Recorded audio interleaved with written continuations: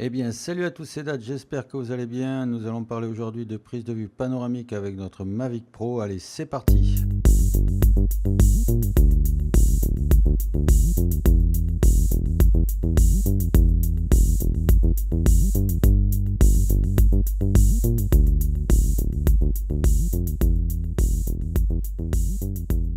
Donc, concernant les panoramiques avec le Mavic, je vais mettre l'accent sur les erreurs à ne pas faire ainsi que sur des astuces vous permettant de gagner en qualité et d'éviter les mauvaises surprises.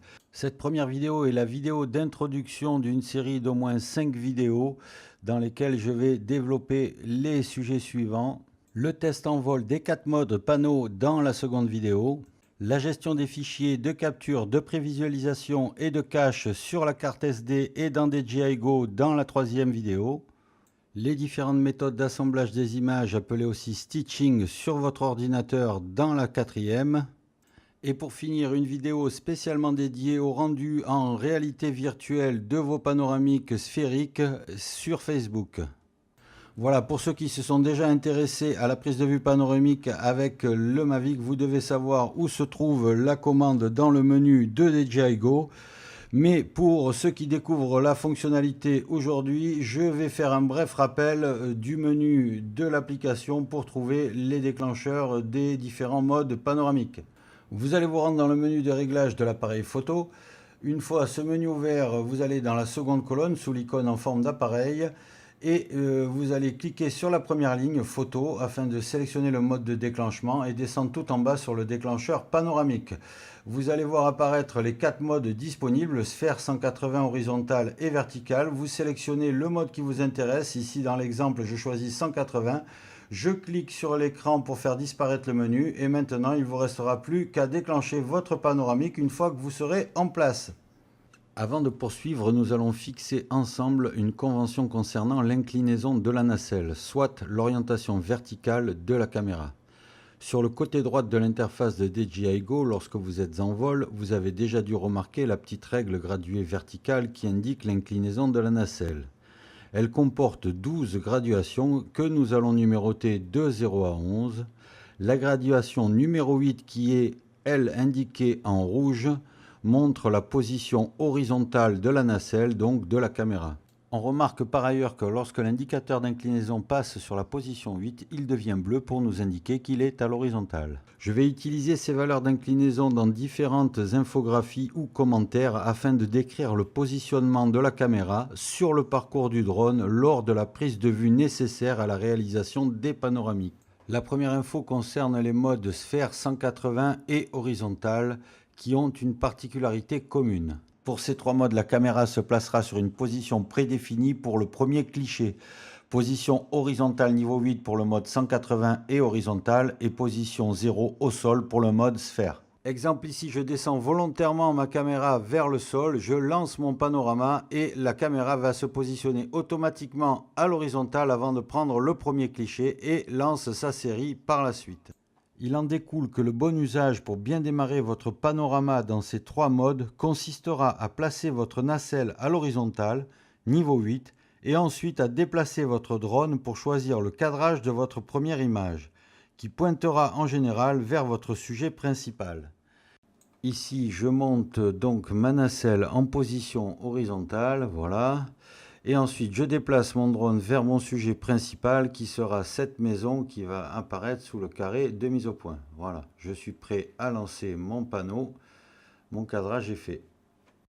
Alors, une autre recommandation importante pour tous les modes panneaux, la mise au point est la première chose à faire avant de lancer vos prises de vue. Pour ce faire, vous pourrez soit toucher votre sujet principal sur l'écran de votre smartphone, soit utiliser la touche de raccourci que l'on va paramétrer dans l'astuce qui va suivre, à condition d'avoir centré votre image sur votre sujet, puisqu'il s'agira de la touche Center Autofocus qui déclenchera la mise au point sur le centre de l'écran.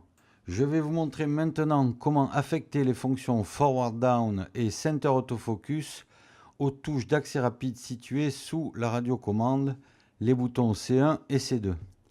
La première fonction permet d'alterner entre la position la plus basse et la position horizontale de la nacelle, très utile avant de faire son cadrage de démarrage, et la seconde de faire l'autofocus au centre de l'image sans avoir à toucher à l'écran tactile. Là aussi, c'est utile si vous avez placé votre sujet au centre de votre écran. Ça se passe dans le menu de DJI Go, les trois petits points en haut à droite. On va dans le menu Remote Controller Setting et on descend sur Button Customization en dessous pour affecter donc Camera Forward Down sur la touche C1. Voilà, et Center Autofocus sur la touche C2.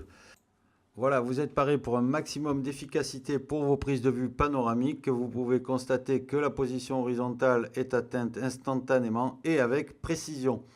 Une autre méthode pour accéder à la fonction Forward Down, si vous désirez conserver votre touche C1 pour un autre raccourci, consiste à faire glisser votre doigt depuis le bord droit de l'écran vers son centre et faire ainsi apparaître une page de raccourci sur laquelle la fonction est présente.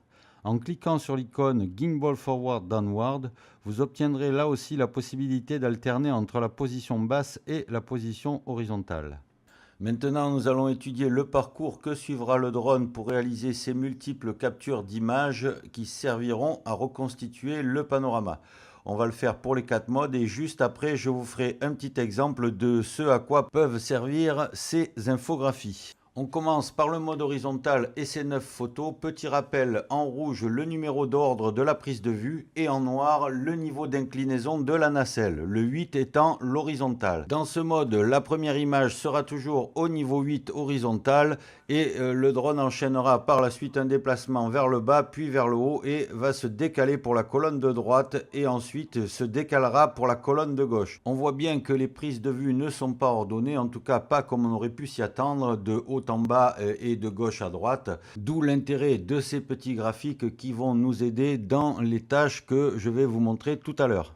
Voyons maintenant le mode 180 et ses 21 photos. Là aussi, il va démarrer par la position centrale en niveau horizontal 8. Après avoir fait la première colonne, il va s'occuper des 3 colonnes de gauche, puis se déplacer à droite pour revenir vers le centre en faisant les 3 colonnes de droite. Ce parcours ressemble à un parcours horizontal élargi et passons maintenant au mode sphère et ses 34 photos. Là aussi, on a une position de démarrage fixe en 1-0, c'est-à-dire que la première photo sera sur le sol. On remarque que la ligne de niveau 8 horizontale est légèrement décalée par rapport aux deux autres.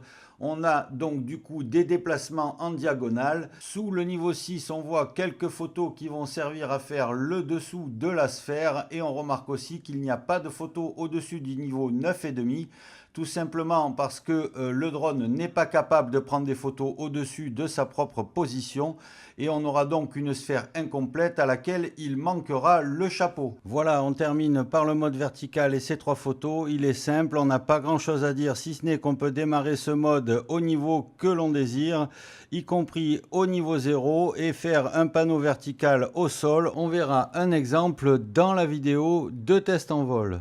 Ces infographies vont nous servir essentiellement à la phase d'assemblage et au contrôle des images. Ici, vous voyez les images d'un panneau sphère classé par ordre de prise de vue. On peut difficilement en déduire quelque chose ou observer quoi que ce soit. Je vais reclasser mes images grâce au graphique que l'on vient de voir. On va voir apparaître les lignes de niveau et je pourrai ainsi inspecter mes images en les comparant les unes aux autres pour voir d'où proviennent mes défauts. On va voir un exemple d'ailleurs tout de suite. Voilà un résultat de panneau sphère dans lequel je remarque une zone où le bleu est un peu plus sombre, quelques colonnes de bleu sombre qui redescendent au-dessus de la mer, dont une comporte des stries horizontales quand je me rapproche. Donc je vais aller jeter un petit coup d'œil à ces photos que j'ai pu reclasser grâce à mes graphiques. Je remarque que j'ai 3 photos qui sont un peu plus sombres que celles qui les entourent et je vois sur le côté dans ma photo 26 que c'est celle qui comporte les stries horizontales. J'ai donc identifié les fichiers sur lesquels je devrais intervenir. Dans une application telle que Photoshop par exemple, je pourrais agir sur les niveaux pour éclaircir les 3 images et utiliser un outil de clonage pour éliminer les stries horizontales. Voilà, on arrive au dernier sujet que nous allons aborder dans cette vidéo, à savoir le choix entre le mode de réglage automatique ou manuel pour l'appareil photo. Je vais vous donner ici les conclusions de nombreux tests que j'ai réalisés. Sachez que le mode automatique vous donnera des résultats très satisfaisants, voire meilleurs que le mode manuel dans 80% des cas. En effet, en automatique, l'appareil va recalculer l'exposition pour chaque cliché réalisé au cours du panneau et ainsi augmenter nos chances d'avoir la bonne exposition sur l'ensemble de l'image finale. Alors même si cela peut produire de grosses différences de luminosité sur certains clichés, sachez que les logiciels de stitching modernes ont de très bonnes fonctions de lissage de l'exposition. Voyons maintenant les situations particulières dans lesquelles nous allons devoir utiliser le mode manuel. Pour toutes les scènes qui comportent de grandes zones très lumineuses ou les scènes qui comportent de grandes zones monochromatiques claires de type ciel, mer, neige, nuages, je vous conseille de réaliser votre panneau une fois en auto et une fois en manuel. Contrairement au mode auto qui, comme on vient de le voir, adapte l'exposition pour chaque cliché, en manuel, elle est fixée pour l'ensemble des clichés du panneau. La difficulté va donc résider dans le choix de l'exposition qui permettra d'avoir une bonne moyenne sur l'ensemble des images.